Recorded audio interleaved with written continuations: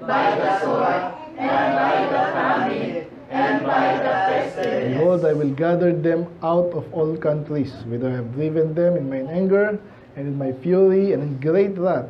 And I will bring them again unto this place, and I will cause them to dwell safely. And they shall be my people, and I will be their And I will give them one heart and one way, that they may fear me forever, for the good of them and their children after them. And I will make an everlasting covenant with them, that I will not turn away from them to do them good, but I will put my fear in their hearts, that they shall not depart from me. Yea, I will rejoice over them to do them good, and I will plant them in this land assuredly, with my whole heart and with my whole soul. For thus saith the Lord, like as I have brought all this great evil upon these people, so will I bring upon them all the goods that I have promised them. And fields shall be bought in this land, whereof ye say, it is desolate without man or beast. It is given to the hand of the Chaldeans. Sabay-sabay. Men shall buy fields for money, and subscribe evidences, and seal them, and take witnesses in the land of Benjamin, and in the places about Jerusalem, and in the cities of Judah, and in the cities of the mountains, and in the cities of the valley, and in the cities of the south. For I will cause their captivity to return, saith the Lord. Let's pray, Lord. Salamat sa inyong mga salita, Panginoon. Nag-pray kayo pumapala. Magturo sa amin ang nangyari sa pagbuhay ng Jeremiah, ng Israel and Judah, Panginoon.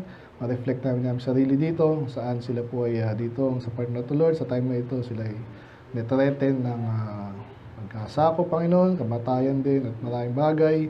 Pero doon pala yung pangako, Panginoon, na ibabalik mo yung malitira sa kanila. Makuha namin yung lesson yung ngayong hapon, Panginoon. Kaya malulating. In Jesus' name we pray. Amen. Amen. Makapo na po. Good afternoon sa lahat. Okay, so again, salamat dito si Kenneth, no? Mas kita ba't pag hindi kita nakikita, nakita sa basketball, yung in-invest namin sa iyo, si Brother James, talagang sayang din ako sakali. Sana hindi masayang. Amen? Kasi yan yung edad nyo na hinuhubog kayo. No? So, nag-testimony nga kahapon si Rafi. Kaya, na-remind lang ako, no? Na-encourage ako. Kahit konti tayo, may pinatutunguhan yung ating ginagawa. Amen? Sana wala nang sumunod na backslide. At kung may nag-backslide man, bumalik, no? Kasi itong lesson natin, hindi ko gustong lumalim ngayon, no? So, yung ating seminar, medyo lumalim kasi yun talaga yun, eh. Pero, dito sa book natin, no, balikan ko lang po yung kung napansin niyo sa binasa natin, again, paulit-ulit, may mga paulit-ulit dyan, no? Masasakop sila, ibabalik sila, yung people of God, nabanggit na naman. And then ang Diyos ay matyaga sa kanila, paulit-ulit, no? Rising up early. And sabi doon, nakiriss ako sa tumutunog. Ayun, so, pero mayroon tayong bagong dito, no? So, nabasa ko to, yung lagi napansin ko, eh.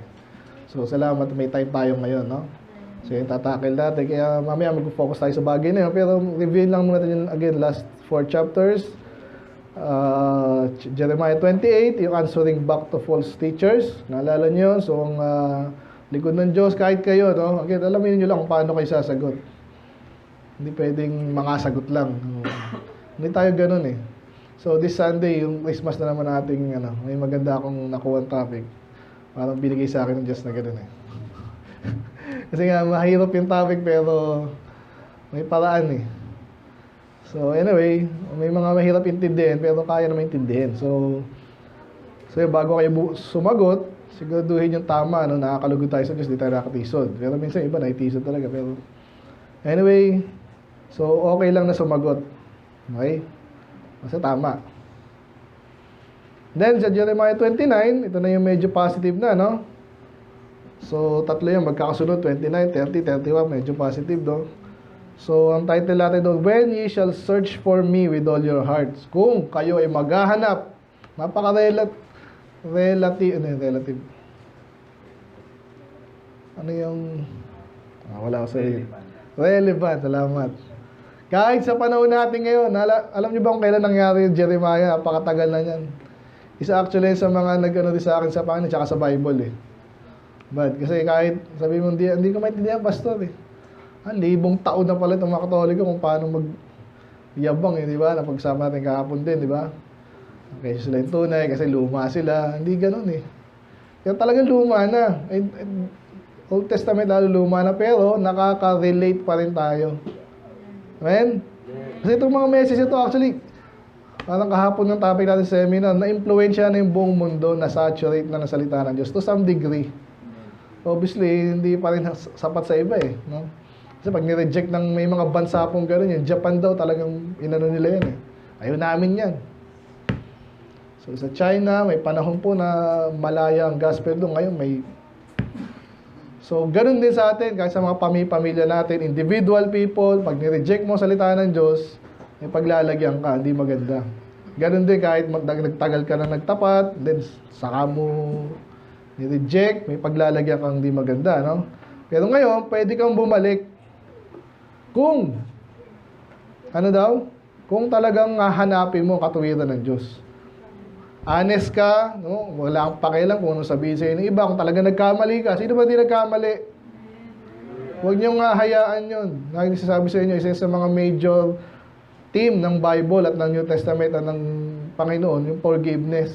Amen. Kaya kung sakaling nagkamali talaga kayo at nangyayari yan, ang pananagutan natin, direkta naman sa Diyos eh. So ngayon, may mga ibang tao, may maririnig ka rin dyan, tanggapin mo yun. Maaring tama rin yun, maaring mali, kalahating tama. Magpatuloy ka, kaya andun yung pangako dito eh. Hanapin mo ang Diyos kasi.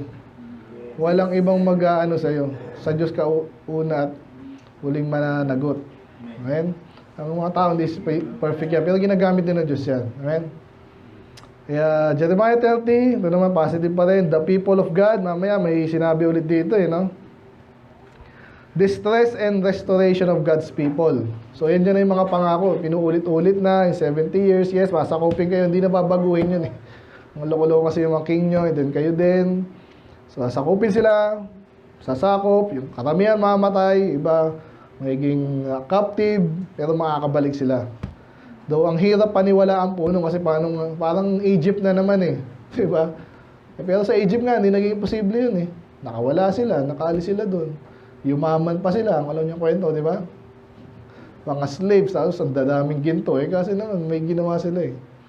Di ba? Nanghiram sila ng ginto. Pinahiram naman sila kasi, malis na kayo. Ganun. Iba-ibang pag ang Diyos ang kumilos eh. So, ganun din sa kanila ngayon. Imposible yung kakapture kayo, tapos pakabalikin kayo. Hindi nga lang eh. Binayaran pa nga yung temple nila, di ba? Alam niyo yung kwento sa Ezra, Nehemiah. Yung hari pa, nagbayad sa pinabalik na sila. Kung gusto yung bumalik, kung gusto yung dito, okay lang. Tapos binayaran pa yung labor and lahat. So, wala yung posible sa Diyos. Ito yung tema rin natin ngayon, no? Pero yun yung sinabi sa Jeremiah 30, distress muna and then restoration of God's people. So, nagdilitali po natin naman yung God's people niyan. Last week. And then last week, medyo ganun pa rin. Ang title po natin last week is The Promise of the New Covenant. So dito pala binanggit yan sa Jeremiah 31. The New Covenant. Pero sinabi na rin yan kay Moses. Alam niyo yung Deuteronomy 32. Sinabi na, ang layo na hanggang end times na yun eh. Naalala niyo ba yun? Yung mga tagat na dito. Sinabi na ni Moses, masasakop kayo, pinakawala sila kasi sa Egypt, pero makakapunta kayo sa Promised Land, and then maalisin kayo dyan, makabalik kayo dyan, and then nag-extend yun hanggang end times eh. So, ganun minsan ang Bible kompleto. So, again, yung New Covenant is sa mga Kristiyano na yun. Okay, last week natakal natin yan ang gusto. Ngayon, bigay ko ulit yung summary sa inyo, no? Bago natin isa-isain to, mabilis lang po to. Ang bago lang actually dito sa scenario na to is yung the fact nga na interesting to kasi nakakulong siya eh. Tapos bebentahan pa siya. Interesting din, may pera siya, di ba? Hindi nito nakulong na, pero bagay. Persecution naman, di naman siya naghirap ng nahirap naman kaya siya na. Pero may pera siya Dali. Ibigay ko lang sa inyo na mabilis na summary ng Jeremiah 32. So yun nga, nag-umpisa po yan, yung setup, yung setting yan. Kinulong siya dahil sa preaching niya. Okay, yung mga last na natakil natin, nag-preach siya, masasakop kayo. Siyempre, naglalaban nga yan. Siyempre, itong mga Hudyo, sa Juda, siyempre, hindi sila papayag. Doon kaso, parang humihina sila dahil sa preaching ni Jeremiah. Wala pa nga, parang ngayon, di ba yung China ngayon, yung panahon ni Duterte, may nagsasabi sa atin na, magpasakop na tayo, maging probinsya na lang tayo ng China, di ba? Naalala niyo ba yun? Iba naman, sige, okay lang yun. Siyempre, yung mga nationalista tayo, loko-loko pala kayo kaso si Jeremiah dito, parang ganun. Magpasakop na kayo. Kaya ang hirap nung gawain ni Jeremiah kasi nasabi ng Diyos sa kanya, sinabi lang niya naman. So nagalit sa kanya, ito na nga, to the point na kinulong na siya dahil doon. And then, yun na po, dumating na nga po yung kanyang pinsan, no? Anak ng kanyang uncle, di pinsan, binebentahan pa siya. Si Jeremiah na nga nagsabi, masasakop tayo Anong gagawin mo sa lupa po kung sasakupin tayo? Di ba? So, wala na dapat. Kaso nga, kasama doon sa message yung restoration. So, sasakupin kayo, kaso 70 years, patay na si Jeremiah nun wala pa siyang anak. Pero bahala na siya doon kung anong gagawin sa lupa niya. So, interesting to Parang talagang pinatotohanan ng Diyos tsaka ni Jeremiah yung sinasabi niyang message. Na mababalik naman kayo, pero sigurado pa rin na masakop kayo. Okay? So, yun lang. And then, inulit na naman yung judgment ng Diyos sa Judah. Pinaalalahanan sila. And then, marirestore sila.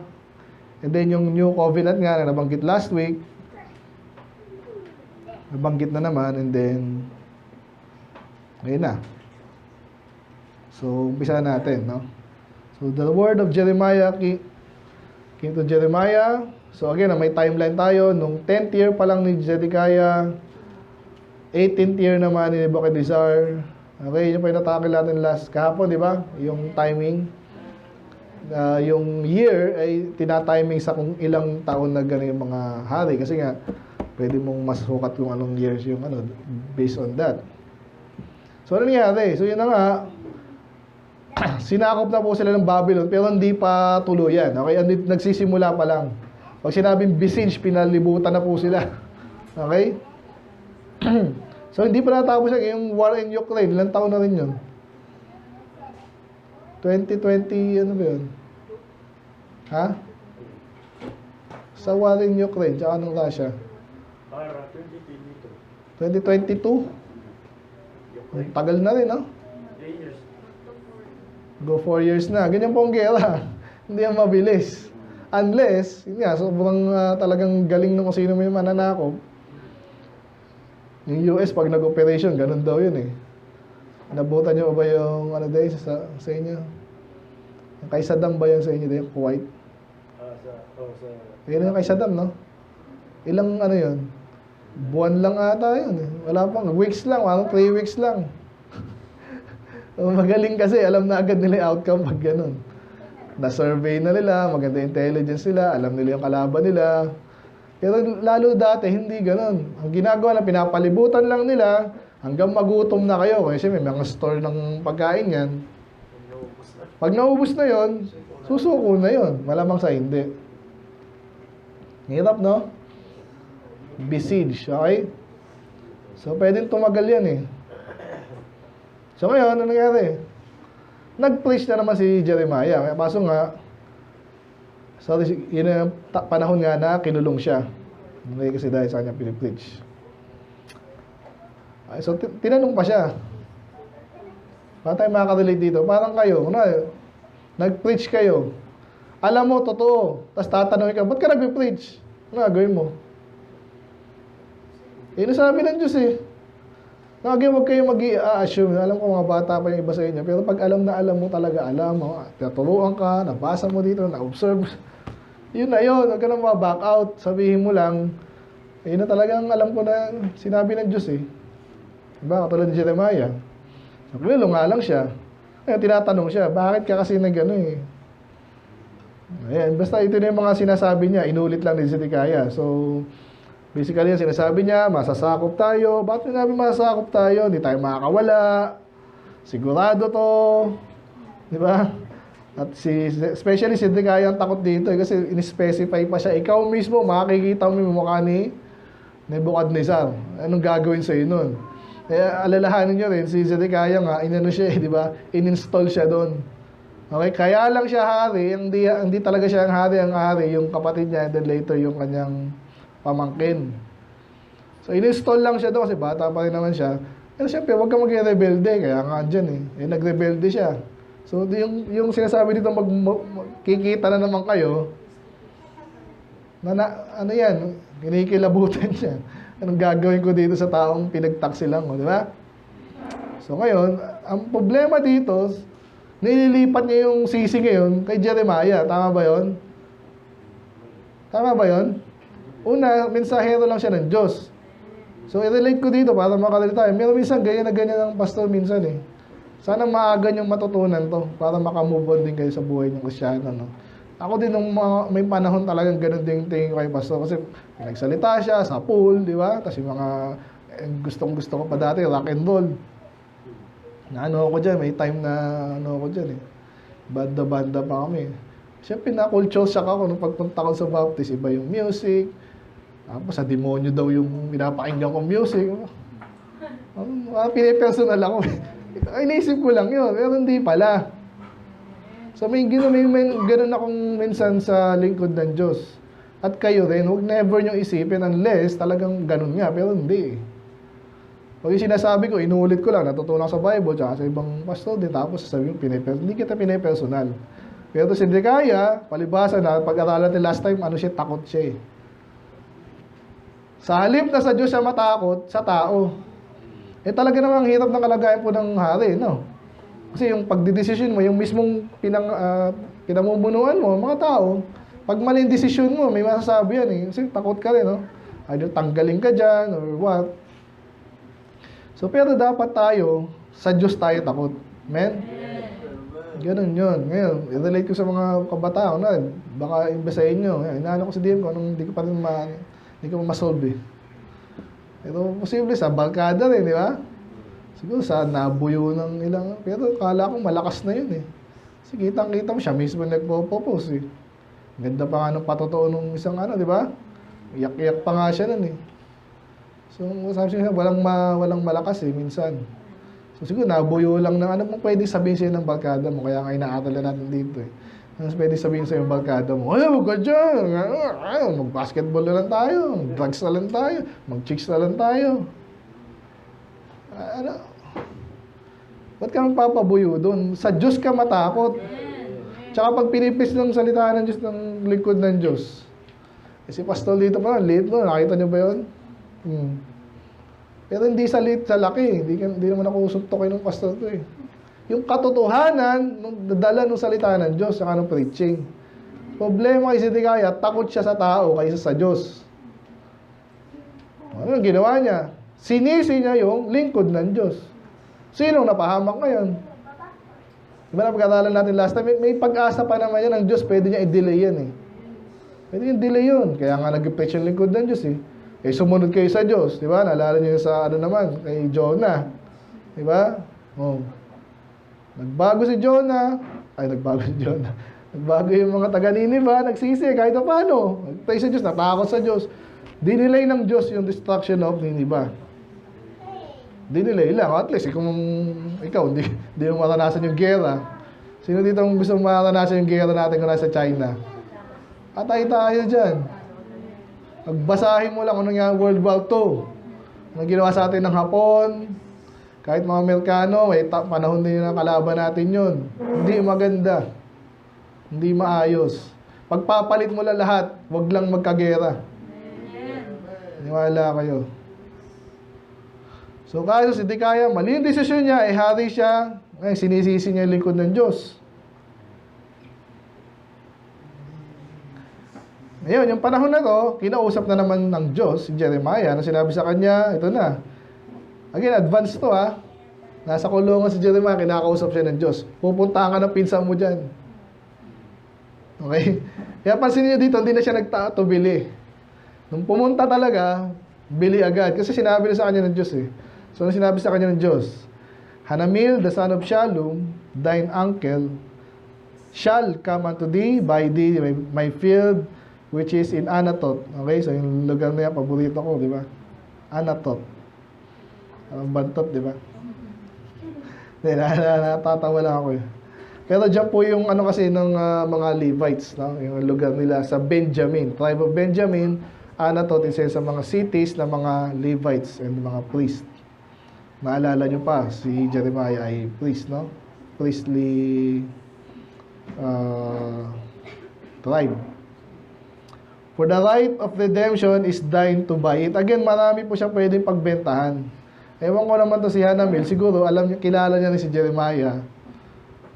Di ba? Kasi siguro, kailangan ng pera, sinong bibili nun? Eh kung sinasabi na nga masasakop tayo, bibili ka ba?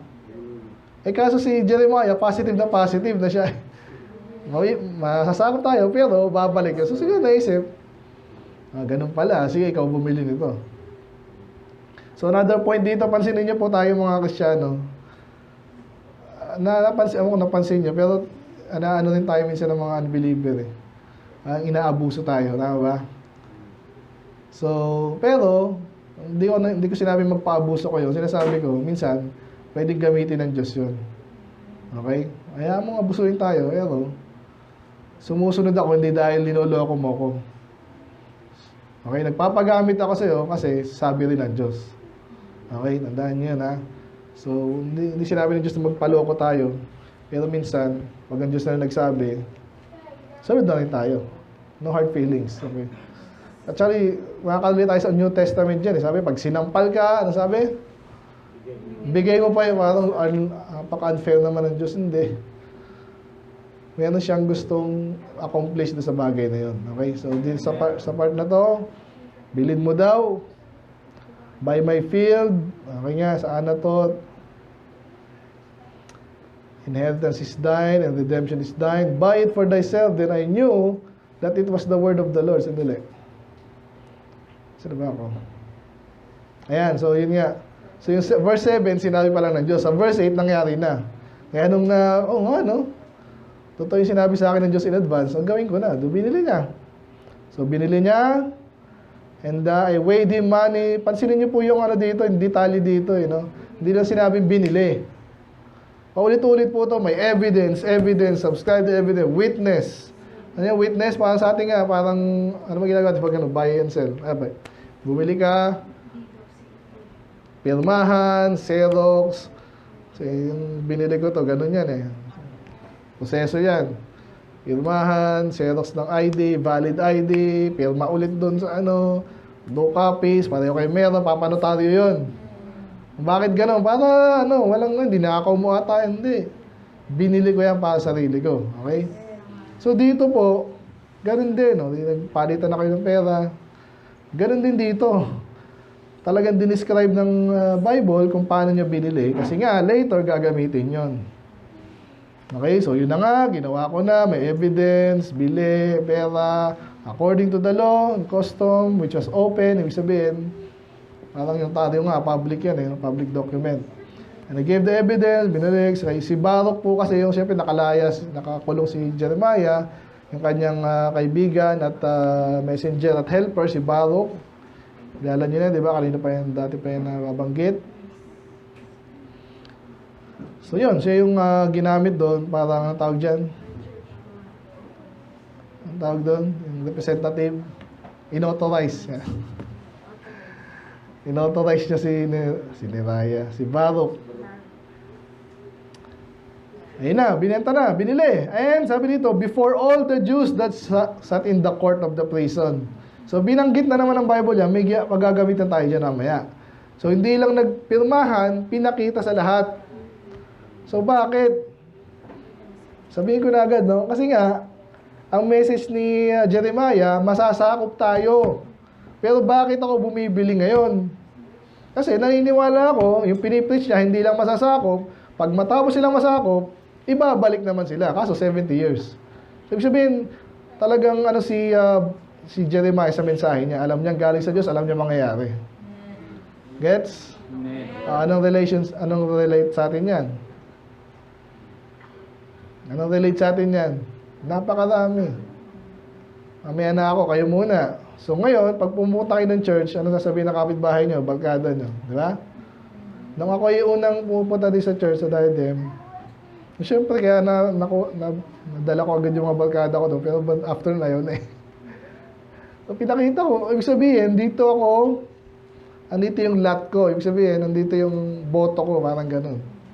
Buhay mo yan, decision mo yan, yung oras mo, bibigay mo sa Panginoon, gusto mo mag-aral, seryoso ka dyan. Totoo yan, hindi yan pang samantala. Diba? Kasi may mga ganun din. Hindi natin, sabi natin, pag may bago tayo dito, mag-observe ka lang, anong ginagawa natin dito, nag-aaral ba talaga tayo, ma-observe mo, mag-decide ka ngayon kung this is something you want for the rest of your life. Amen. Diba? Ganun din, nakita ko sa dati, tinignan ko, may natanda ng mga born again doon. Ganito pala, nag-alakbakan pala kayo dyan, parang ayoko dyan. Tanong ko sa dati, okay. So, dahil sa'yo yun. Ngayon, dahil doon, kaya importante mag-decide ka ng tama para sa sarili mo. Kasi ganyan po yan, at dapat mo ipakita sa ibang tao. Kasi yung ibang tao, ay aasarin ka niyan. But, pag pinakita mong ito talaga yung desisyon ko sa buhay ko, sa baptist ako, usigi ka sa umpisa, pero, ganun talaga eh. Mamili ka sa buhay mo, di ba? So, next sa mga pastor, especially ito, no? Pag ikaw nagpastor ka, i-scrutinize ka ng mga tao. Alam nyo ba yon? Outside, inside of the church, other churches. So, paano nila makikita na seryoso ka talaga sa ginagawa mo, sa decision mo? Hayaan mo rin silang makita. Open, yung gusto kong point dito eh. Kita mo sila, yung ginagawa mo, ito yung ginagawa ko, ito yung tinuturo ko, ito yung hindi ko ginagawa. Bayaan mo sila mag-decide para sa sarili nila. Kung ikaw ay approve nila, nasa kanila yon, bandang huli, ang Diyos naman ang mag-approve. Amen? So yung nakita ko dito, talagang nasakop na nga sila, bumili pa ng lupa. Yung gaano karami to. Hindi mo sinabi kung gaano kalaki, di ba? Pero field to, hindi to lupa't walang bahay eh. Kaya yun na nga. And then, so nakita ng mga tao, and then sinabi niya pa kay Baruch, thus saith the Lord of hosts, God, kaya niya binili yun, dahil sinabi ng Diyos, at ito nga mga evidence ito, yung mga deed of sale, yung mga pinanotaryo, sinelyuhan, ay ebidensya, which is open na naman, put them in an earthen vessel. Nung panahon nila, wala pang bangko, wala pang, parang banga lang. Yung sa amin, yung mga titulo na, wala pa rin titulo ko, nahiram eh, no? Kasi nga, nangutang ako eh. Pero may lalagyanan ako dyan, hindi mauundoy, di ba? So, para daw, mamatay man si Jeremiah, may ebidensya sa kanya yon. Kung may will din siya, kung pinamana niya kung kanino yon, alam ng tao kung kanino yung lupang yon. Okay pa kayo? Mamaya yung pinakaminsahe, details muna. For the say the Lord of hosts, ba't niya ginawa yun? Kasi sinabi ng Diyos, God of Israel's houses and fields and vineyards shall be possessed again in this land. Uulitin na later yan. So kahit na masakop kayo, pag nasakop na kayo, wala nang buy and sell dyan. Lahat yan, doon na sa mga sumakop sa inyo eh. Wala na. Pero, darating yung time na, yes, later, magkakaroon ulit ng buy and sell dyan. Magkakaroon ng traffic, magkakaroon ng ekonomiya, okay?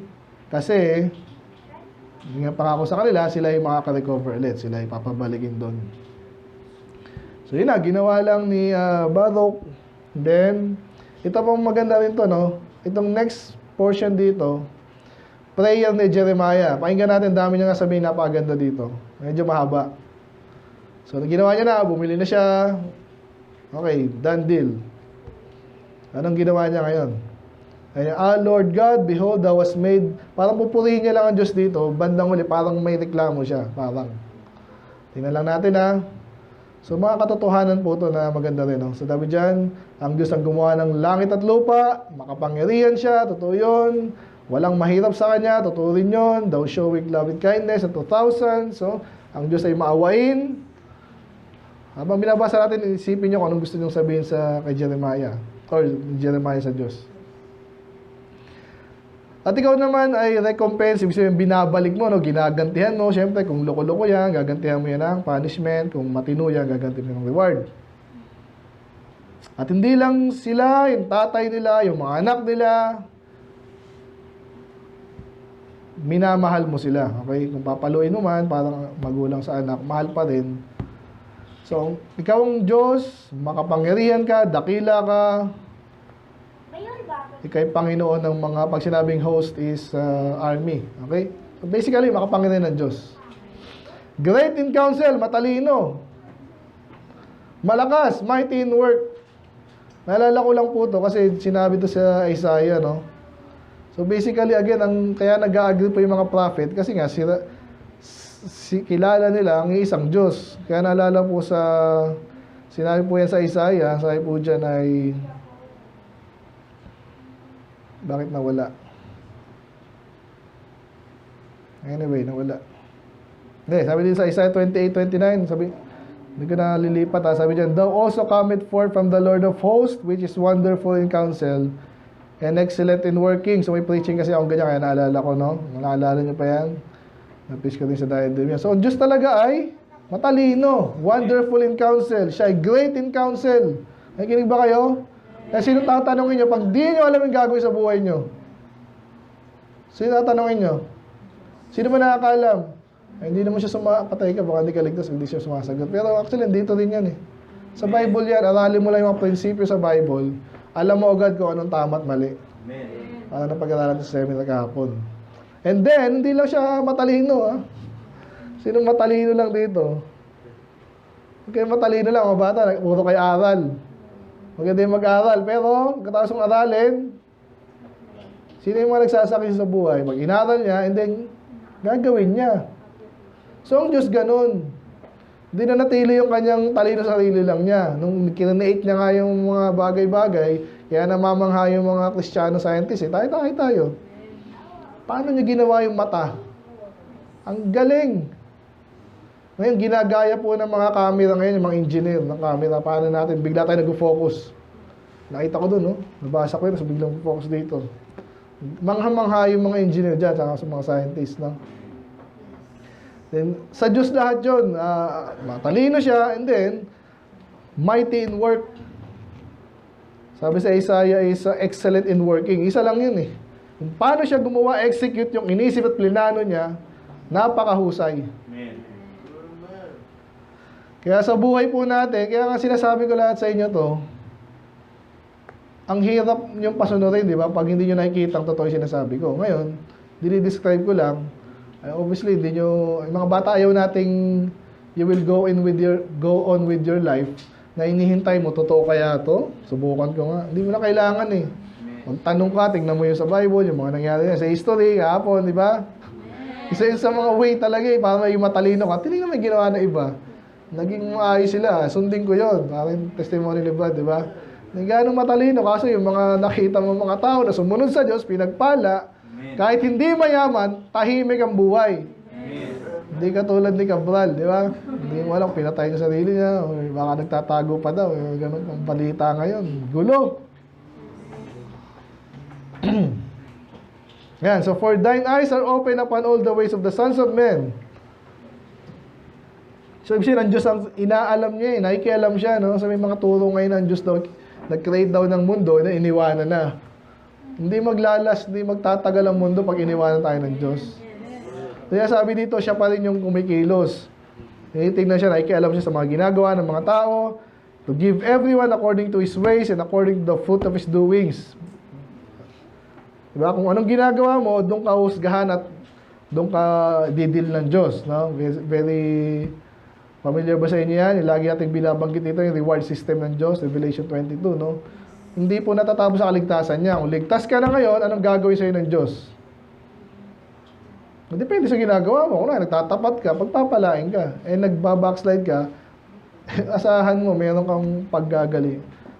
Meron kang paglalagyan sa Diyos na hindi maganda. Kasi pag iniwanan mo Diyos, wala kang pakialam sa ginagawa ng Diyos. Palagay mo, mapabuti ka ba nun? Yung iba nga, nalilito lalo eh.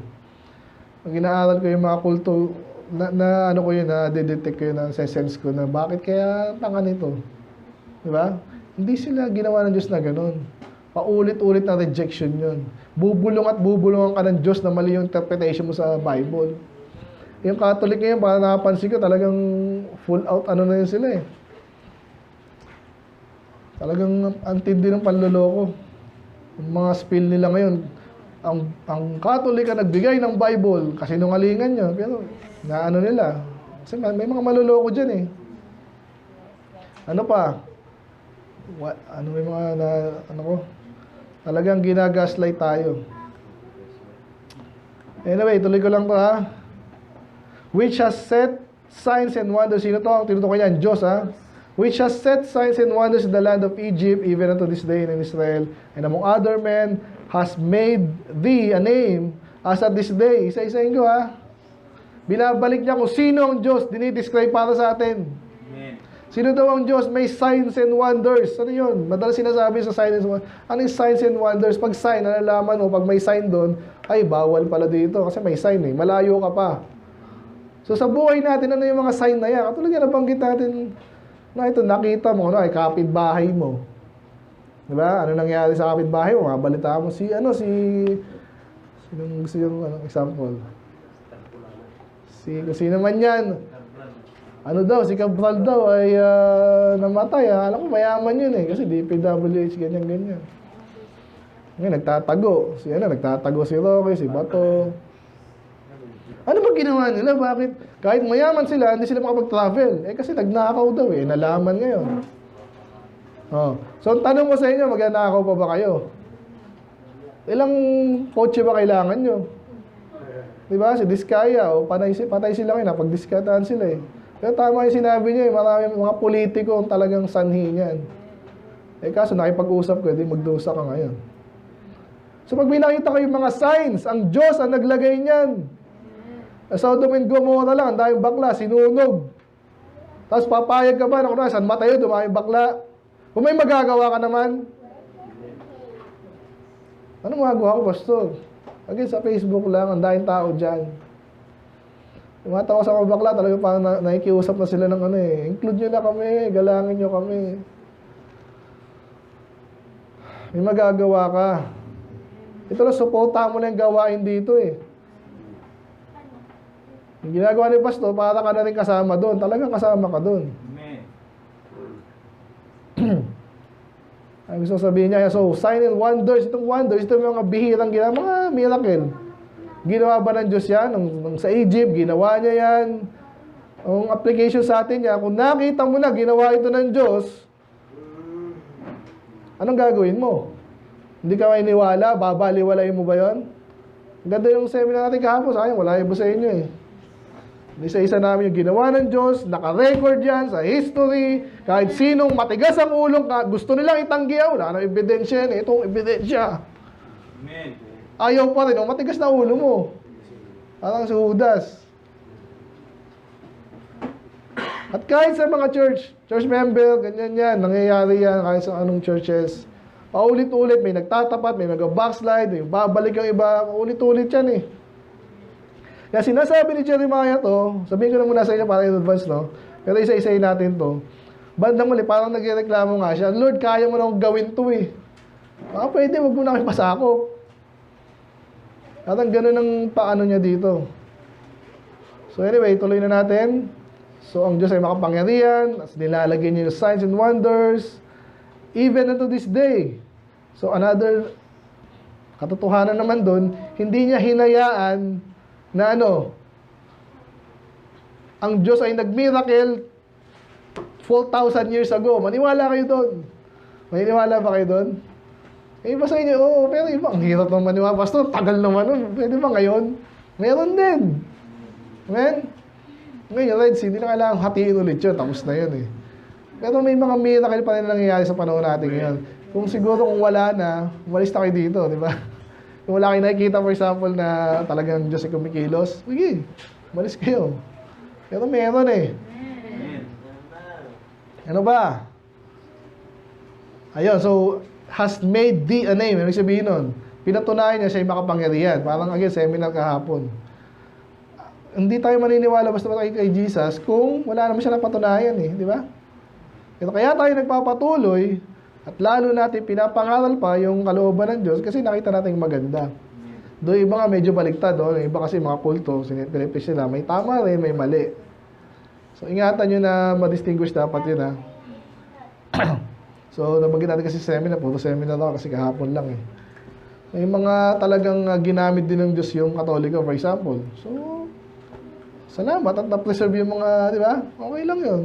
Pero definitely yung Bible, yan, nakatulong sila in a way, nakasira sila. Kung alam niyo yung in-game seminar natin, pinapasunog nila dati yan. Ngayon, kiniklaim nila sila nagbigay.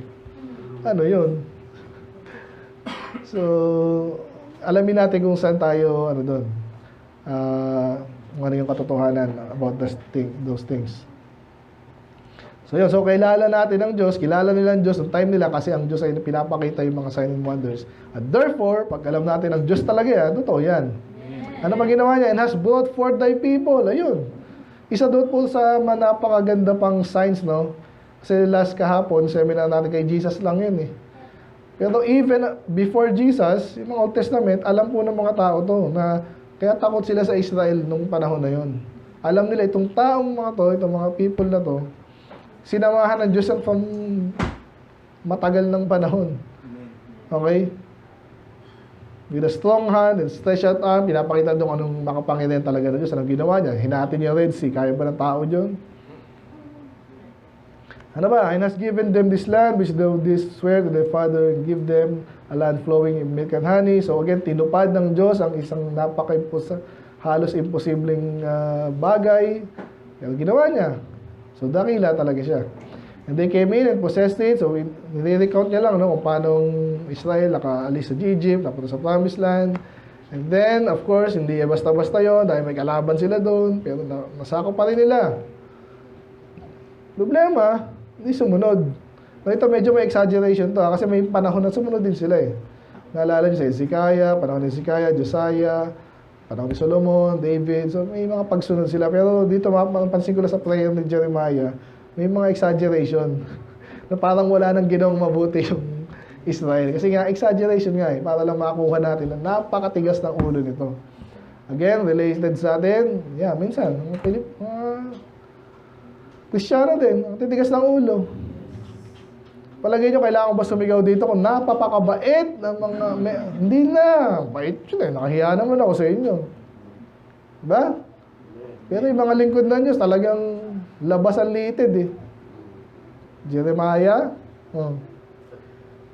So, isigaw yan kasi ang titigas ng ulo. So, kaya sinasabi ito, prinsipyo rin sa Bible to sinasabing, making sin exceeding sinful. Tandaan niya, kaya minsan yes, ina-exaggerate ng Bible. Ako mismo, ina-exaggerate ko. Pastor, magkakaibigan lang ako ng... Date lang ako eh. Fornication na iniisip mo. Sobra ganun. Mag-isip niya, sinasabihan nga kayo ng mas makakabuti sa inyo. Parang parang yung apoy daw, no? Si Shana dito, naglalaro ng apoy. Anong gagawin ko? Naglaro ng apoy, hindi na masunog yung bahay. Sana nga. Pero iwawarningan ko pa rin yun. Hindi masunog yung bahay, nasunog naman yung buhok niya, o kaya buhok ko, di ba? Siyempre, parang lumayo tayo sa ganong klase ng kapamakan, exaggerate natin yung kasalanan. At totoo rin naman yun. So, ganon ang ginawa ng Diyos.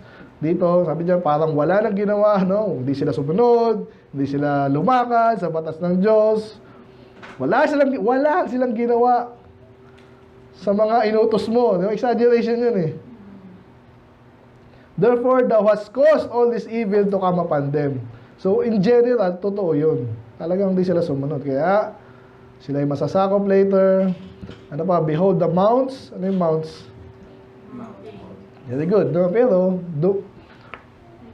They are come unto the city to take it. Ano yun? Ano yung mount na yan? Yan na nga, sinabi Chaldeans eh. So, alalahanin nyo, nabanggit natin sa Revelation tsaka sa Daniel, no? Madalas, kinukumpara yung kaharian sa mountain. Tandaan nyo yun. Kasi nga, yun yung lugar eh. So, kung nanggaling sila doon, yung bundok ay pumunta sa atin. So, tandaan nyo po yan, para hindi kayo malit sa mga prophecy books, no? So, yung mountain, pumunta sa atin, sinakop tayo. Ibig sabihin lang nun, yung mga taong galing doon sa mountain, yung mga bansa or kingdom. Okay? So, yun na nga nangyari. At sa panahon na to, again, halos sinasakop na sila ng Babylon dito eh. Bakit? Kasi sa kasalanan nila, kaya iba yung mamamatay. Pansinin itong tatlong to, lagi magkakasama to, di ba? Pag sinasakop kasi, una sword, di ba, mamamatay. At pag may gera, anong kasunod? Taggutom, di ba? Parang sa Revelation din. Pag nagkaroon ng taggutom, maraming mamamatay. At yung patay na yon, magkakaroon ng kasi mga pag hindi na nililibing, di ba? Hindi na nililibing. Kaya naman nililibing yung mga patay, di ba? Nahubulok yan. Para at least hindi na mangangamoy at kakaroon ng pestilence nga. So magkakasunod lagi yan sa Bible, no? Pag matitinding mga, ayan, gera, basically, ang dami, hindi na nalibing, taggutom, ano yung pestilence sa Tagalog? Peste. Oh, peste. Peste, ayan. So sinabi ng Diyos yun at mangyayari yun. Thou said unto me, O Lord God, ito na yung mga tatapos yung kay Jeremiah, no? So dito ko na-deduce na nagreklamo siya somehow. Okay, Lord, alam mo lahat yan, kaya mo yan, matalino ka, pero sinasabi mo ngayon sa akin, buy thee a field for man and take witnesses for this city, for the city is given to the hand of the Chaldeans. Wala siya sinabing, gusto niya talaga sabihin, sinasabi lang niya, ito yung mangyayari. Pero ang pang sinasabi niya dyan, masasakop kami, tapos bibili pa ako, inutusan mo pa akong bumili. Doon na tapos yung sinasabi niya. So again, ang parang sinasabi niya dito, Lord, parang, ano ba to? Parang, hindi mo niloloko, pero parang malito, yan. Parang nagreklamo siya, okay? So maganda dito, sasagot ang Diyos. So matututo tayo, no? Okay, sasagot ang Diyos. Then came the word of the Lord unto Jeremiah, saying, Behold, I am the Lord, the God of all flesh. Is there anything too hard for me? So, kinote po ito saan ba kinote ko? So, madalas kinasabi ito ni kahit si Pastor Pero, yung pala si Jeremiah pala. Anong sabihin nung, may mga bagay ba, kahit anong bagay, may hirapan bang Diyos? Kaya kung Stephen, kaya mo bang magbuhat ng 1 kilong bigas? 3. 10. Kaya mo 10. Mabigat yun, pero 10. Kung 1 kilo. 25, nagbuhat ka na di ba? Kung 50 kilo. Kung 1 tonelada. Di ba, may mga kaya tayo, pero ibang bagay din natin kaya eh. So, pero ang Diyos ba, meron bang bagay na napakahirap sa Kanya? Alam niyo yung sagot, di ba? So, ngayon, anong sinasabi niya? Pinapaalalanan si Jeremiah na kaya ko yan. Kaya kita inutusan, hindi para sa kaya kasama mo.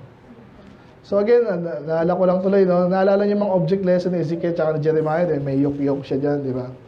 So ito parang ganun din, pero hindi nakakatawa. Talagang legal, no? Ibig sabihin, pinapakita ni Jeremiah yung decision niya base sa sinabi sa kanya salita ng Diyos, kahit minsan parang hindi maintindihan ng tao. Kasi again, walang sense na bumili ka pa kung sasakupin na nga. Okay?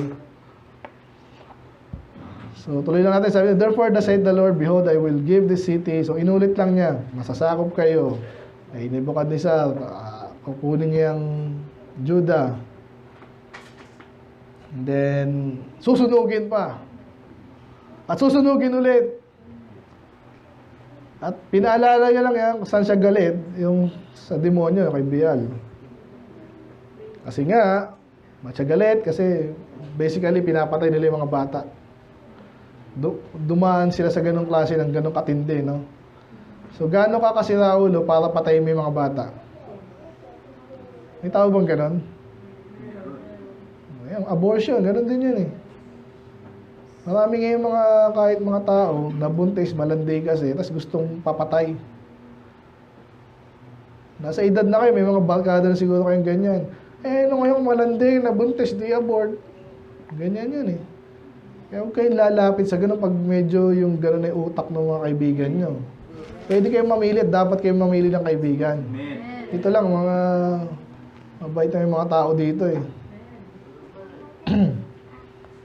Di pa tayo tapos dyan ha. Ito yan. Ano mang ginawa? I-describe ng Diyos eh para maintindihan na Jeremiah and then itong mga taong to na bakit gagawin ng Diyos na papasakop sila.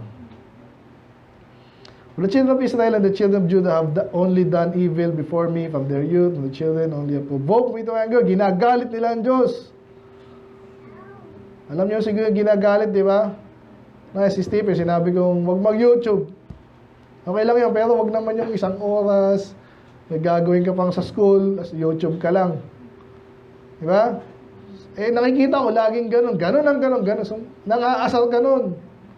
So, darating yung panahon na hindi ka lang sisigawan, may gagawin sa iyo matindi. Naintindihan? So, ganun ang Diyos eh. Paulit-ulit, eh may mga propeta naman sila. Tinuturuan sila, wag mong gawin to, ito ang gawin mo. Tuloy pa rin sila. Kaya ina-explain niya dito, bakit siya naasar, nagalit, at bakit siya paparusahan. So, yan, basically, paulit-ulit to, no? Galit ako sa kanila, ginalit nila ako. Kaya, gagawin ko sa kanilang masama, which is mausakop sila.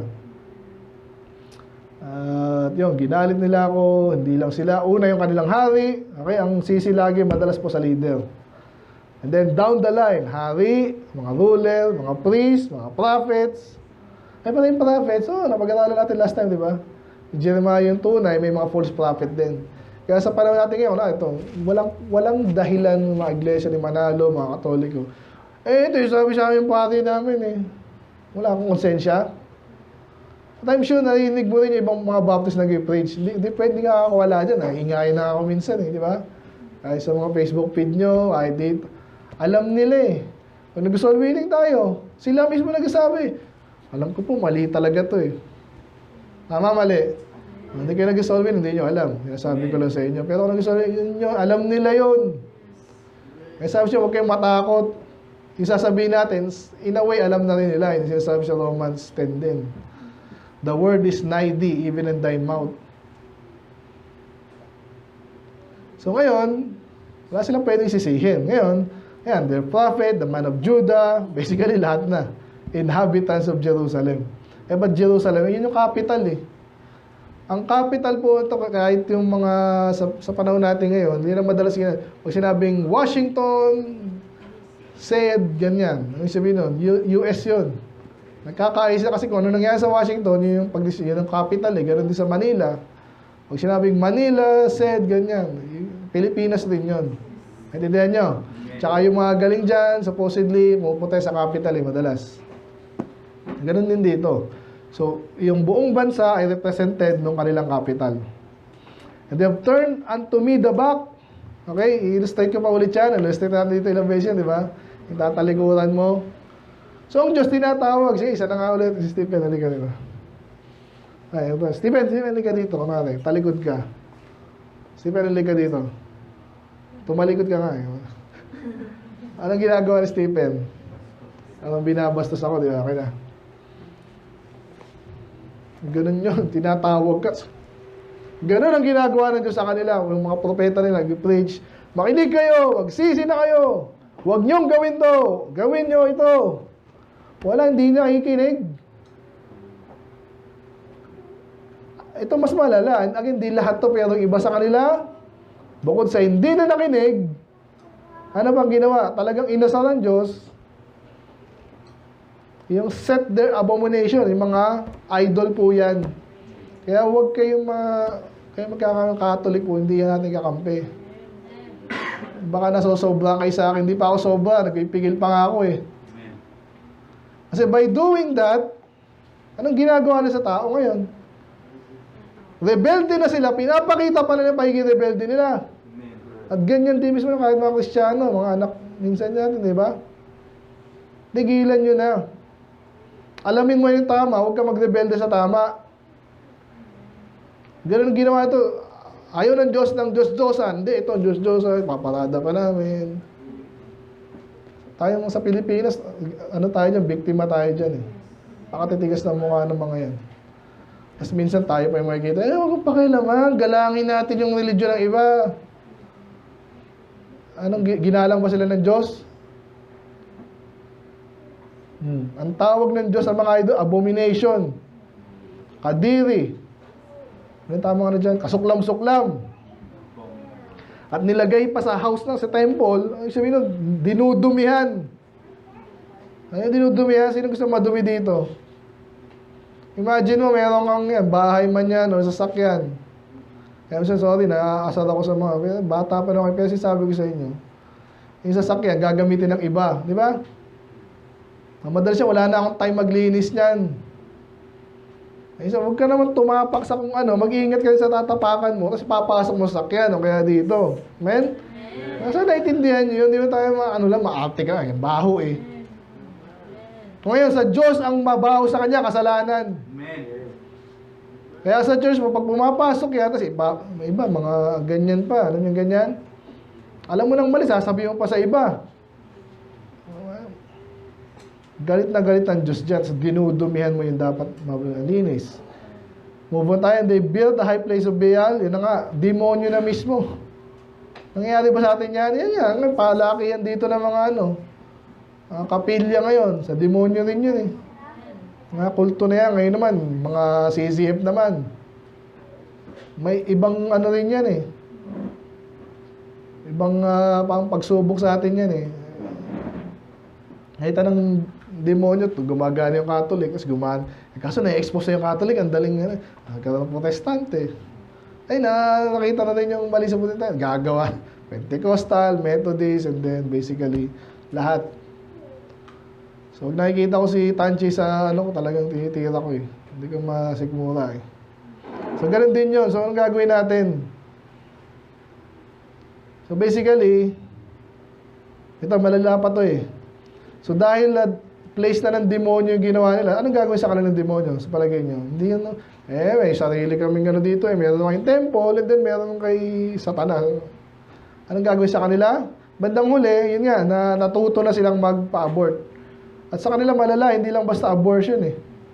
Malaki-laki na. Imagine nyo si Pia, kunwari lang ha. Huwag na nga si Pia, kunwari na si na lang. Bata pa si Mark. Ilang taong ka yung yung masayahin ka pa, ilang taong ka na. Lagi ka naangit eh. 7, alam na ate mo, di ba? Biruin mo, cute-cute siguro ni Mark na, no? Kaso, wala na akong pera, gusto kong bumili ng yung sasakyan na Diskaya. Rolls Royce. Tindi nun. UK yun. Alam niyo yung Rolls Royce, yun yung gumagawa ng mga military nila dati. Kaya mahal nun kasi magaling. Anyway, mahal. Gusto kong bumili ng Rolls Royce. Anak ko si Mark, malakas kumain. Ayoko na magkaanak para makabili ako ng Rolls Royce. Ialay mo na kay Satanas yan. Ganun kaloko-loko hindi ikaw ha. Example lang. Ganon kaloko-loko yung mga Israel nung panahon na yun. Ganon, yun lang naman ang dahilan bakit mo papatayin yung anak mo Sira na ulo mo or ayaw mo na ma-burden.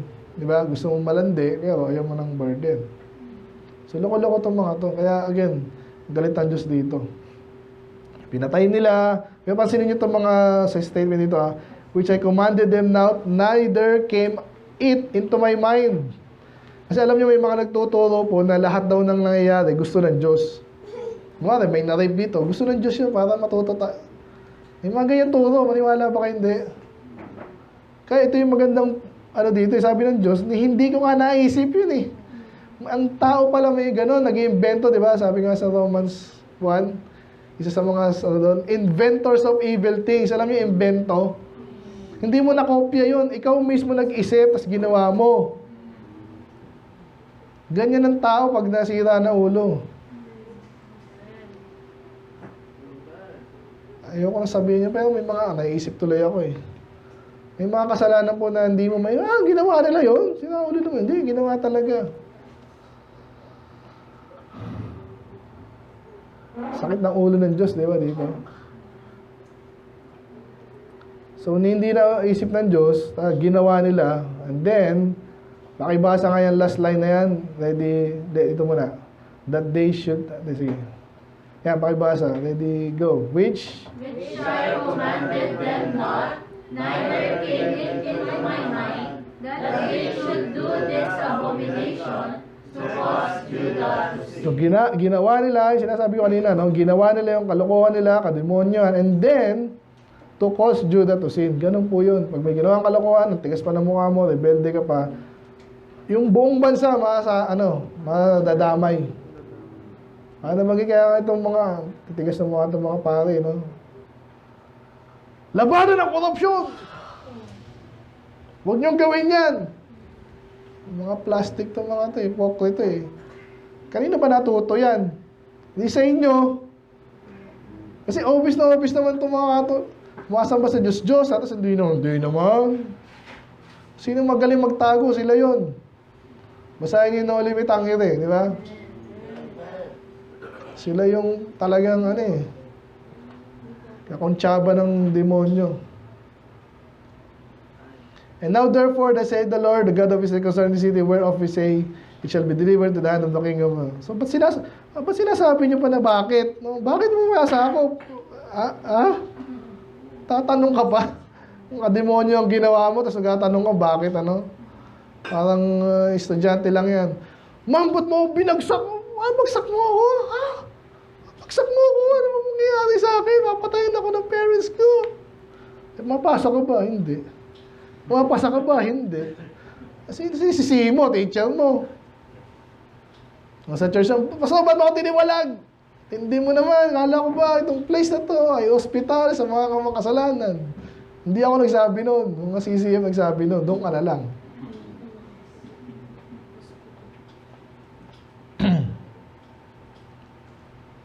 Tatanong ka pa?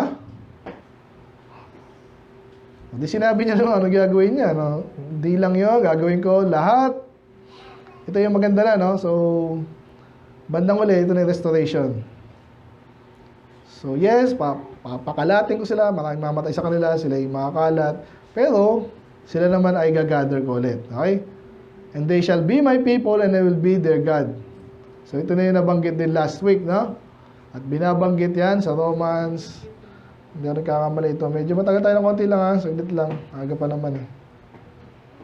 Banggitin ko to yung mga nabanggit po sa Bible, no? Itong bagay na to. At nabanggit na ito ng Jeremiah 29. Sinabi sa Leviticus, and I will walk among you and will be your God and ye shall be my people. Nabanggit ko na ba dati to? Maalala ko tuloy, nabanggit ko na nga ito. Hindi ko na isa-isayin ha. Sabi 2 Corinthians 6:16, and what agreement had the temple of God with idols? For ye are the temple of the living God. As God said, I will dwell in them and walk in them, and I will be their God, and ye shall be my people. So ganyan po yan. Pag ikaw ay talagang sumunod sa Diyos, at pati anak mo, di ba, pamilya mo, milikod sa Diyos. Basically itong church, kasi minsan talagang di mo maano yung pamilya mo sarili. So, pero itong klase ng tao to, itong kalipunan ng tao na to, yung church, hindi yung talagang tatawagin na people of God. At dahil people of God sila, kabaligtaran is true, no? Sila naman ay, ang Diyos naman ay Diyos nila. And I will give them one heart and one way that they may fear me forever for the good of them and of their children after them. So, parehong para sa Ezekiel, no? Bibigyan siya ng one heart. Sinabi naman sa Ezekiel, a heart of flesh, di ba? At gagawin nila yun, pag meron na sila ng heart of flesh, nagaling sa Diyos, gagawin nila yung dapat nilang gawin, no? Na may takot sila sa Diyos. Yung tanong, pag yung mga hindi pa mature na Kristiyano, alam mo agad yun eh, walang takot sa Diyos. Takot lang sa tao, pero pag sa Diyos, nag-pray lahat, pero, ay, nag-pray sila. Di ba, nagmamadali na sa church. Madali, you know. Ay, saka na ako. Gagala ako eh. Itong sale ngayon sa sa okay. Di mawala yun. Papalit yung niya. Ang maganda dito, for the good of them and their children after this. Para sa inyo naman yun eh. Amen. At hindi lang sa inyo, para mga anak nyo, Kaya ako, lagi kong bentahan yan sa mga wini-win natin. Hindi lang para sa inyo yan. Magtapat kayo ngayon, pati anak nyo, malalagay sa tama at maayos. Ayaw nyo ba nun? Eh, kung yung isip niya medyo ano pa, wala. Pero matalino ko, nga, no? Diba? Pag nag-i-invite tayo, pag na-solvin mo yan, invite mo na agad sa church. Paano mo sa kanila, para yung option, nasa kanila yung bola nga, nasa kanila na. Hindi na ikaw yung tipong, follow ko ulit si ganyan. Binigyan mo na nga ng Bible, andun na. Contact lahat, pinaloob ko pa sa Facebook. Pag ayaw talaga, sorry. Ang Diyos, ganun ginawa nila sa Israel, Judah. Yung karamihan din nagrebelde, pero yung iba nagtapat. Ano maganda doon. At sila yung may takot sa Diyos, at yung mga bagay na maganda, aanihin yon ng kanilang mga anak at anak-anak. And I will make an everlasting covenant. Okay, last week, a new covenant ito, specify everlasting covenant. Sinabi na rin yan kay David pa, di ba? Yung kanyang kaharian, di magwawakas. Eh, nagwakas hindi pa rin. Hindi nagwakas yung kaharian ng, aralin niyo yan, yung Israel nasako, pero yung lahi nila nagpatuloy, and then from Jesus, up to Jesus. Ngayon, nung si Jesus na yung naghari na, eh namatay din, pero naghari siya sa langit. Eh, nasa na siya yung kaharian niya ngayon? Again, nasa church. Kita niyo? So, hindi nagtapos. Hindi na magtatapos yan. Ang daming kulto. Eh, kulto lang sila yun. Hindi pa rin nagtatapos yung area ng Diyos. Okay, namadali ko na. Isang oras na tayo. Everlasting covenant with them, and I will not turn away from them to do them good. But I will, pagganda ng mga pangako ng Diyos Pag nasa Diyos ka, gagawin ka niya ng maganda.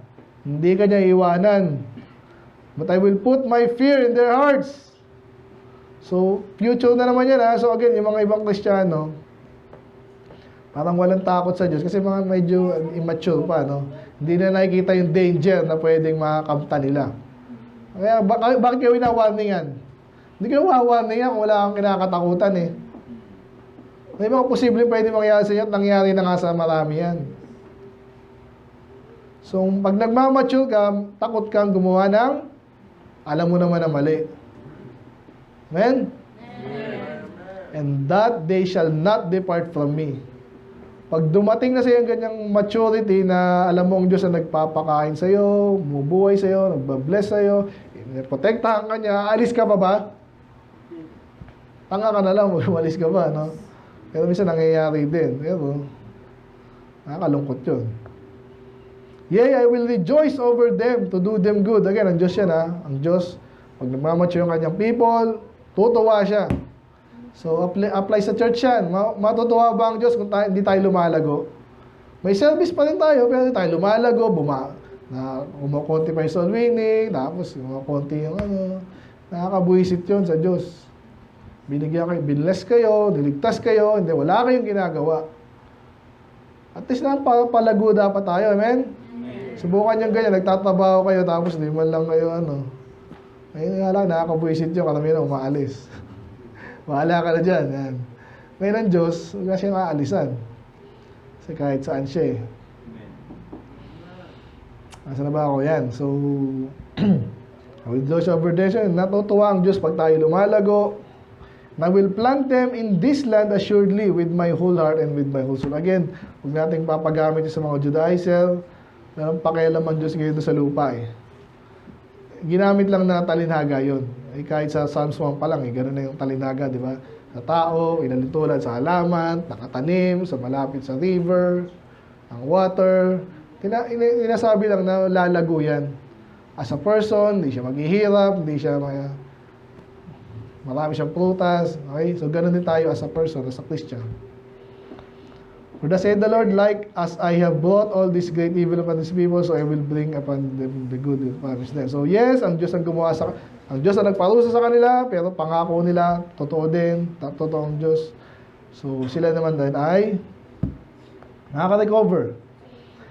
And the fields, balik tayo sa topic natin, So again, parang isang lang to, aspeto ng pinag-aaral natin Kaya ang title ko pala, hindi ko pa nasabi, Tatay tayo.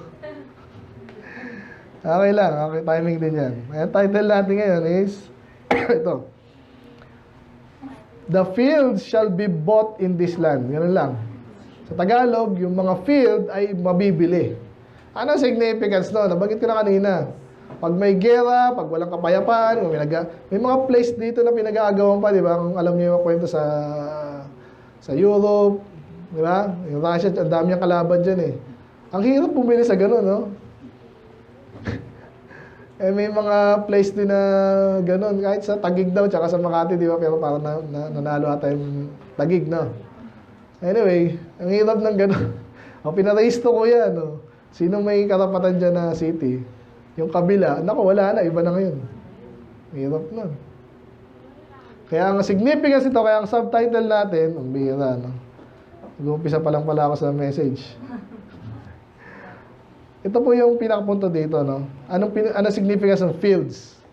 Ang subtitle natin, Private Ownership, Privilege from the Lord in Times of Peace. Okay? So, gusto ko na lang isagi dyan. Ulitin ko, Private Ownership, Privilege from the Lord in times. Anong sabihin ng privilege? Okay lang, mag-extend tayo ng konti lang ha. Privilege. Ano sabihin ng privilege? Karapatan. Isa sa mga keyword, no? Karapatan. Opportunity. Ito yung binigay, no? Privilege. Pansinin niyo yung spelling. Privy. Yeah? Private na agad eh, no? Pang sarili. Or para sa kung sino kinaukulan, no? Sinabi privilege, ito yung mga bagay na iba to a right, parang karapatan, no? Iba naman tong immunity granted as a peculiar benefit, advantage, or favor. Pero basically, benefit, advantage. Pero hindi lang basta, pag sinabi kasi privilege, parang sa'yo lang yan. Kaya sinabing peculiar, di ba? Kakaiba to or sa'yo lang yan or favor. So karapatan na naman. Huwag tayo sa verb. Okay, so actually meron ako dito pala. Ito yung mga synonyms, okay? Hindi ko mapakita eh. Pero ang mga synonyms yan is advantage, allowance, perks. Sa trabaho yan ang mga terms yan eh. Pag sabi perks, di ba? Anong benefit sa smart? Pwede silang mangutang na walang interest. Kailangan, gusto mo na cellphone. Maglalaway ka sa iPhone 24. Ano man yan. Wala kang pera, no? Kasi taga-smart ka. Meron kaming privilege na mangungutang ka, babayaran, may kakaltas lang sa sweldo. Walang interest. So, parang dinelay mo lang. Credit card kasi may interest yan eh. Tapos meron din sa education. Diba? Ano pang benefit dyan? Yung card, health card. Di ba? Intindihan nyo, sa'yo lang yun. May pangalan kami niya. I-share mo namin. Chine-check. Ano ka ba talaga dito? Empleyado ka ba? Baka nag-resign ka na last month. Tinitingnan niya. So, pagpunta namin doon, wala kaming babayaran. Naghihintay lang kami ng 2 oras. Pero, advantage, allowance, authority, authorization, benefit, concession, due, entitlement. Diba? Mga bakla ngayon, mga entitled eh. Huwag niyo tatawagin sir ha. Loko-loko ba? Entitled eh. Ano ba? Exemption, freedom, immunity, nabanggit kanina, no? License, opportunity, prerogative, another term, and then right or karapatan. Kaya yung title natin ha, the private property or private ownership is a privilege. Pero di pa natapos dun eh. Ay, dito na ako. Again, kahit may titulo ka ng isang lugar, naggera nga. Ay, nasakop tayo ng China. Oy, sa akin yan, ba't mo pinapalis dito? Umalis ka dito. Wala na. Kaya gusto ko sabihin dito, ang Diyos pa rin yung may karapatan bandang huli. Naintindihan niyo ba yun? Kahit buhay niyo. Lord, iba pag sa Facebook pa, Lord, maraming pang ano yung, bakit mo kinuha ang aking anak? Kasi nagpatulog. May ano pa siya, di-display pa doon yung nakagraduate siya ng ganyan. Dami namatay na gano'n ha. Tapos ako, winarning ako kayo. Buti walang nangyari sa atin. Meron ba? Wala naman. Salamat sa Panginoon. Amen? Amen. Ang dami nagreklamo. Yung mga dating nainiwala sa vaccine, ayun, ayaw na. Kahit anong bakuna, ayaw na. Ang mangyari ba naman sa iyo, tumagalid yung mukha mo eh. Ewan ko lang. So, anong point ko dito? Ang Diyos ay may hawak ng lahat. Pero maganda kay Jeremiah, talagang alam na alam niya eh. So, sige, bibili ako niya. Papakinabangan ko yan. Sabi ng Diyos eh. Ngayon buhay nyo, saan nyo itataya yan? Tataya balik tayo dyan. Basta may pangarap ako kasi, ayaw ko mag-church. Naku, nag-aaral ako eh. Diba? Nag-aaral ako eh. Sunday. Maniwala naman ako sa'yo. Siniloko mo. Alam ko rin yan. Nagdaanan natin lahat yan. Amen? Kaya pag may tinatanong, kamusta si ganyan? Anong ginagawa? Ba't tayo mag-church? Naku, puyat po. Anong ginawa? Ayan na. Yung mga sagot na nakakairita na eh. Nag-cellphone hanggang alas 2. So, paano di mo alam yung makakabuti sa'yo? Hindi ka nagtitiwala. Tumingin ko sa nino dyan, isa ka pa eh. Si Peter, pag-pray nyo, hindi imagine na may cellphone yan eh.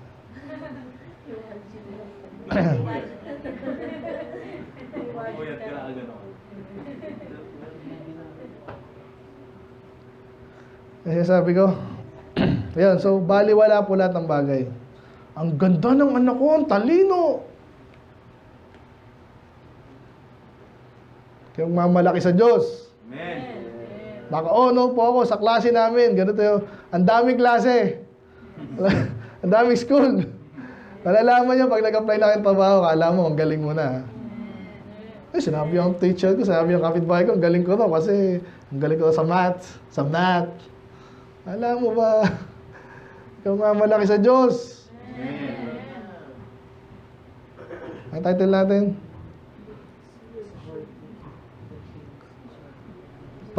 Field shall be brought in this land, private ownership, privilege from the Lord. So alam mo kung sino nagbigay sa inyo yan, in times of peace. Pag walang peace, walang lupa. Wala lahat yan. Sasakupin tayo niyan. Aalipinin tayo niyan. Pakialam nyo sa atin yan. Kaya, basahin ko na to. And the field shall be bought in this land. Kasi magkakaroon ulit ng traffic. Magbibilihan sila, buy and sell. Maganda po yan eh. Okay? So may mga place nga po na, naalala ko na yung bakuna eh. Alam niyo ginagawa sa atin yan? Pinagbabawalan tayo. Di ba? Iba, bawal pumasok. Magpabakuna ka ba? Kinokontrol na tayo sa UK po. Ang dami nag-ano sa kanila doon. Nag-welga. Digital ID. Matagal lang alam ng tao yan. Paano kontrolin tayo dapat? Para madaling kontrolin ha. Kasi di na tayo makaya kontrolin. Pero pag may digital ID na tayo, isang ano lang sa'yo, hindi ka nagpabakuna, poop! Zero account. Tanggal ka na sa taba. Mas madali nilang gagawin yun. Hindi na yun. Absolute power magkakaroon sila. Kaya mag-iingat tayo dyan. Kaya tinuturo natin ito eh. Lagi itong kasama sa preaching ko. Bahala. Ba't na sinasama yan? Kasama ito eh. Nagbabasa ko ng Bible. Paano na gagawin yung one world government? Sige nga. Ang Bible nag-propose nun. Hindi ko sinong aktivista sa internet. Amen. Matagal na yun. Kaya nga merong ganun. Influensya. Hindi ko sino yun. May kilala ko mga independent media na hindi Kristiyano. Pero still, saan nila kinuha yun? So, salamat. Kahit na sila ay masasakop, ibabalik sila ng Diyos. And therefore, magkakaroon ng buy and sell ulit. Kahit pa, tinawag silang dati na wala ng tao dyan. Walang tao dyan. No? Kasi ubusin sila. Pero, ibabalik. Nakita niyo yung contrast. Yes, may parusa. Pero, i-restore ng Diyos siya by the time na gusto niya na. Inulit lang ulit, men shall buy fields for money, subscribe evidences. Basically, magkakaroon nga ulit ng ekonomiya. Pag may gobyerno ng maayos yan, pag walang gobyerno dyan, wala yan. Okay? By the way, magkakaroon ng gobyerno dyan pag may in-establish ng Diyos. So, pag ginusto ng Diyos. Pag hindi ginusto ng Diyos, katulad dito nangyari dito, ulit-ulit ako, di ba? Para alam nyo, para wala na kayong excuse na tackle na natin itong topic na to. Amen. Kaya kahit, kasi wala kayo pag nag-college kayo, Stephen, PUP, UP, may mga aktivista dyan, may mga komunista dyan. Matagal na na-infiltrate yung mga education system, kahit sa US. Amen. Isa sa mga sabihin sa inyo, ano ba yung gobyerno na, kailangan mag-aksa na. Alsa tayo. Alsa. Aklas. Yung paghalo ko pala, aklas saka sa alsa. No? Nakikinig ba kayo? Magkakalis ba kayo? Hindi na. Magkakalis kayo, libre na yun. Ngayon, mga komunista, kalaban natin yan. Yung mga papaloko. Mga galing din magsalita yan. Pero, wala kang komunista kung wala sa ating ano eh. Alam nyo ba si Engels? Yung ni Karl Marx, kapartner niya, mayaman yun eh. Ewan ko lang kung bakit niya sinuportahan niya si ano. But anyway, kahit ang China kayo, mayaman yan, pero naikinabang sila sa mga kapitalistang bansa. Hindi nila may tatanggi yun. Kaya ewan ko mas pinaggagawa ng mga to. Para lang silang, kumbaga sa whole scheme of things, ang demonyo, may demonyo lang dahil sa Diyos. Pwede niyang alisin yan anytime. Hindi siya importante, panggulo lang siya. Hinahayaan lang siya ng Diyos ngayon manggulo, para yung mga ibang tao masubukan, iba magtapat, iba maloko, ganyan lang yun eh. Yan ang gamit ng Diyos sa demonyo. Alam niyo ba yun? Book of Job. Kaya huwag din kayo madi-discourage pag may nag-backslide, natalo siya. Ano yung gagayahin nyo natalo? Ano yun? Doon ka sa winning side, sa Diyos. Amen. At kung matutulungan mo yung na-backslide, tulungan mo. Pero huwag mo siyang maiinggit ka pa doon. Ay, salamat siya, linggo ngayon, gagala lang siya. Saya no, saya siguro. Basketball siya hanggang ball is life. Then, ano ngayon? Then, basketball din kami, pero may oras. Amen. Ngayon, naglalaro din kami, nag-YouTube din kami, pero hindi maayos ng church. Hindi oras ng tulog. Diba? Tapos all winning din kami, tapos basketball, may time dyan eh. Amen. Love life, may time din dyan. Ano ba? Ano na? Anong ano nyo? School, may school din. May ML. ML, ano ba? Roblox, may time dyan. Love life, pera. Pera, basta, baka magka-pera eh. Ang Diyos ang bahala dyan. Di nga ang problema sa Diyos eh. Ito yun, amen? Makaimin yung basa niya. Kaya nag-iimin si Brad, ganun eh. Bigay ng kanyang tithes na malaki. Hindi naman. Sakto lang. Bahala ng Diyos dyan. Amen? Hirap, no? Magpera. May oras nga mga bata, ha? Oras pa lang bibigay nyo. Magpera na yan, mahirap na yan. Hindi rin. Pag nasanay na kayo. So, yan. Kamusta tayo? So, basically, makako ng Diyos, may parusa, pero may restoration. Si Jeremiah, nagtiwala siya enough para siya bumili ng realty sa kanyang pinsan na malamang niloloko lang siya. Ewan ko, di na nga sinabi kung tinaasan ba o discounted kasi di na sinabi. Basically, ang lesson talaga dyan yung nga, private ownership. Kailangan niya kaya evidence. Suportado ng Diyos siya. Yung walang gusto ko sabihin. Okay, sa Bible, suportado ng Diyos siya. Kasi mga komunista, lalolokohin kayo. Bakit sila mayaman? Bakit ako? Ganyan lang. Ganyan man ang magdahilan yung mga yan. Kala mo, tama ba yun? Anong gusto mo, anarchy? Ito, may sagot pa rin tayo dyan eh. Okay na ba kayo? Hindi pa tayo tapos. Ngayon wala naalala eh. Ganito. Pastor, fair ba yun? Yumayaman si Elon Musk. Sira naman ang buhay niya. Sira ang pangalan ni Bill Gates. Ay, kinggitan mo ba yun? Ang lawak ng bahay noon, ang ginagawa niya, dinivorce siya ng asawa niya. Impyerno buhay noon. Natatawa ako doon sa mga, ang gagaling ng mga conspiracy theories. Hindi mo napansin pa kasi may panahon na si Bill Gates ay nag-a-announce. Nag-ano siya eh, may mga libro, yung mga mayabang ganun eh, mga libro nasa likod niya. Kahit mga pastor minsan ganyan eh. Ito yung library ko pala. Ang galing ng mata ng sinom niyo. Tapos nakahuli pa siya, binabasa niya yun. Alam niyo kung ano yung libro? Parang how to kill people, parang ganun eh. Hindi naman totoo yun.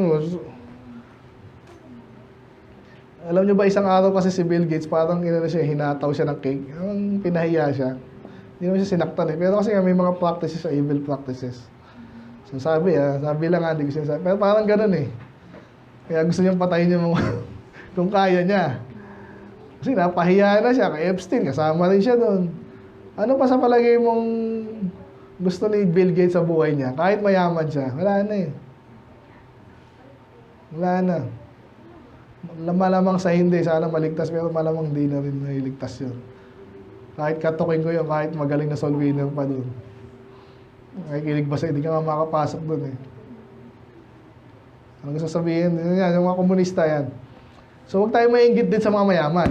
Kasi may bahagi din sila ng Diyos ay patas. Kahit kaya natin umaman sila yumaman. Yun ang gusto ko sabihin. Huwag kayo mag-komunista. Wala rin, hindi binigay sa atin ng Diyos yun. Aklas, kaya pare-pareho tayo. Ano, pare-pareho tayo ng sweldo kahit yung tamad, yung hindi mo rin gugustuhin yun. Amen. Hindi mo gustuhin yun. Tsaka ang posible nga yan. Tingnan mo sa history. Walang komunistang bansa na yumaman at umunlad. Kasi sila naglolokohan sila. Yun ang gusto ko sabihin kasi kanina pa, yung private ownership, in-establish ng Diyos yan. Isa yan sa mga picture ng isang bansa na maayos pag mayroong at yung free market na tinatawag. Ayaw mong bibili niya, ayaw niya. May pera si Stephen. Bilhin mo nga itong ayoko, hindi ko kailangan. Hindi, kailangan bilhin mo. Wala na akong ganyan. Basta, yung bakuna. Hindi pala yung paano binayaran yun. Yung tax natin yun. Sila nag-isip, kailangan natin to. Ayoko niyan. Hindi, binili pa rin nila. Ganyan ang mga utak ng komunista. Amen.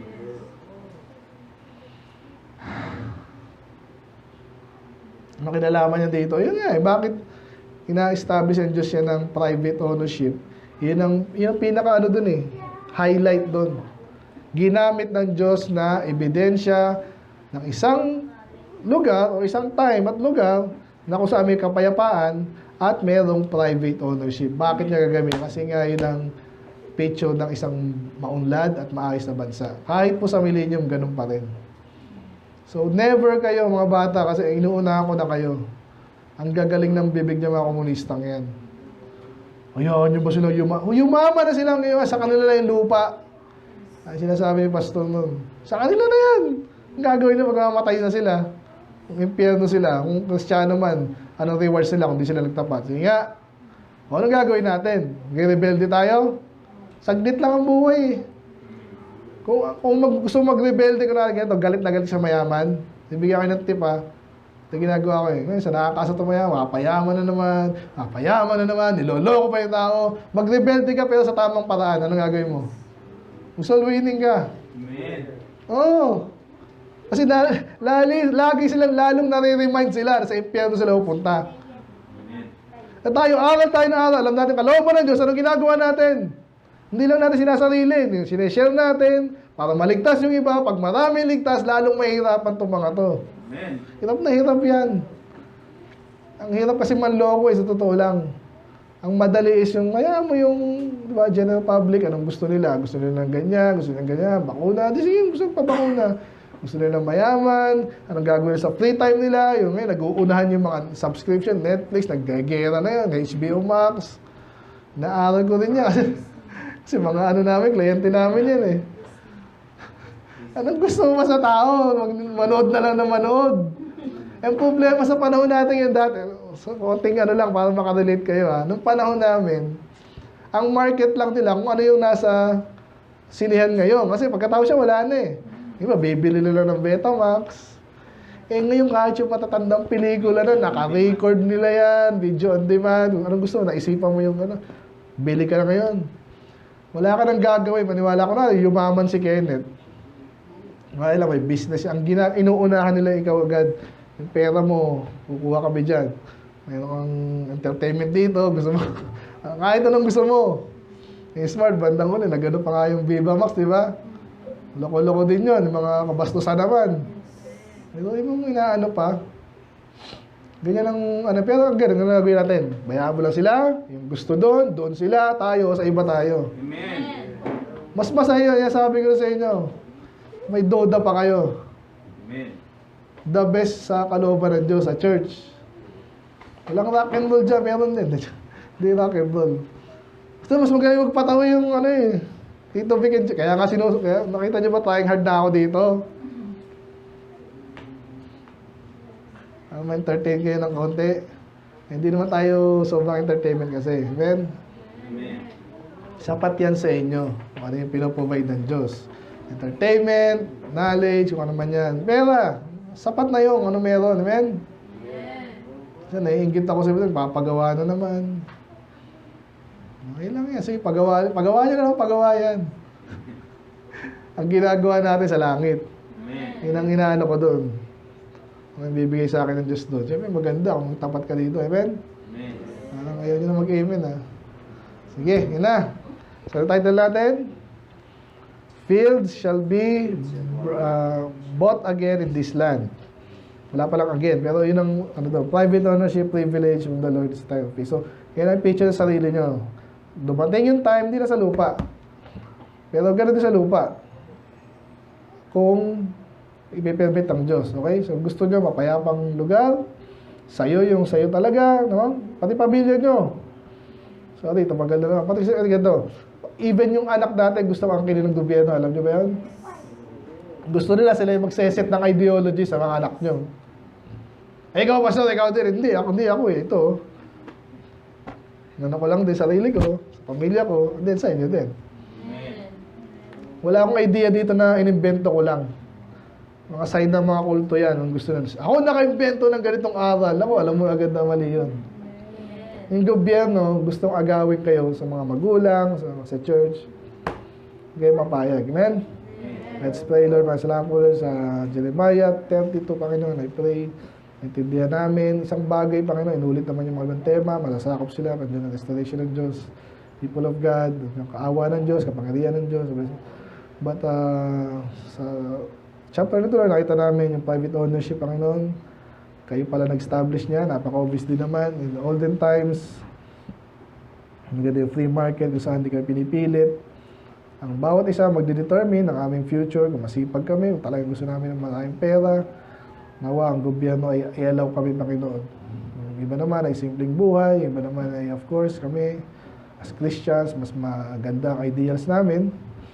Hindi kami dito lang sa mundo mag-invest, but sa langit, Panginoon. I pray, tulungan niyo pang bawat isa, Panginoon, especially in lingkod, Panginoon, para ituro tuloy sa mga kabataan, priority, ang kanilang maglilingkod sa inyo, of course, kasi ang aming future ay pinagkakatiwala namin sa inyo. At ang rewards na hinanap namin sa buhay na to, Lord, ay sapat lang, pero pwede kami magpayaman talaga sa inyong tahanan, sa inyong langit, Panginoon. Tulungan niyo kami, Lord, na makaintindi ng bagay na to, Lord, kaya malulati. Mag-iingat sa bawat isa. For this holidays, Panginoon, tulungan niyo kami maging manage ang oras namin, Panginoon, downtime namin. I-google namin tuloy sa mga, sa mga worthwhile na activities, sa pamilya, Panginoon. Of course, hindi kami makalabis, Panginoon. Kayo pa rin alalahanin namin. So, ito mga nawawalang kaluluwa, Panginoon. Reach pa rin namin. Dahil na pwedeng aralin, Panginoon. Mag-catch up kami sa Bible reading. Kung na-miss namin yung mga seminar, Panginoon, dyan po yung internet. Dyan po naka-record yan. So, I pray, sa lahat na balik si Kenneth, Panginoon. I-establish na po siya sa panampalataya. Kung anong nais sa Panginoon, ang balak sa kanya, ito yung mabuti. At siya rin naman ang di-decide ito, Panginoon. Yun ang pamilya, lalahanin niyo na po, Lord, DM, Panginoon. Ano pa nangyayari sa kanya, pakatotoo siya, balik siya sa inyo, Lord. Kumain niyo dito, Panginoon, sa imong Baptist Church. At kayo po nakakalam ng kalagayan. Daddy, Lord, nasa lang maka-recover. Juliana, mga sakit, Panginoon, ng lingkod. Father James, Panginoon. Magaling kayo, Lord, ma-enjoy namin ang holidays, Panginoon. But especially, kayo ang ma-enjoy namin. Makita namin, tuloy kami sa inyong kalooban. At for the next year, ganun pa ulit lang.